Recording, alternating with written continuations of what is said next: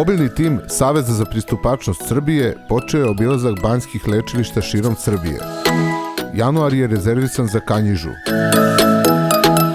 Svi smo na okupu i lagano krećemo u prvu avanturu. Zašto uopšte idemo? Da se sastanemo sa rukovodstvom i predstavnicima jedinice lokalne samouprave.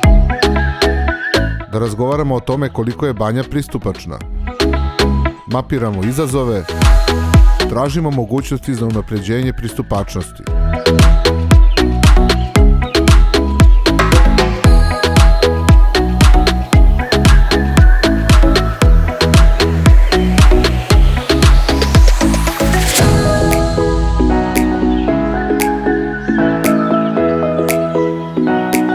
Dočekuju nas ljubazni domaćini. Obavljamo konstruktivan sastanak, a zatim obilazimo kompleks. Pristupačne svlačionice, toaleti, lift, pristupačan ulazak u bazen. Imaju čime da se pohvale.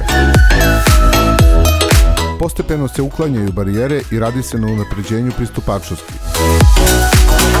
Zaposleni senzibilisani, mnogo entuzijazma, svesti i znanja. Ono što nedostaje je novac.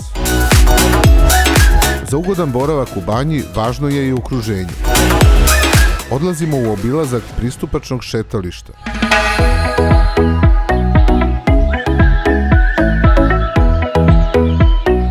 Nakon kvalitetne razmene iskustava, polako se, puni utisaka, vraćamo u Beograd.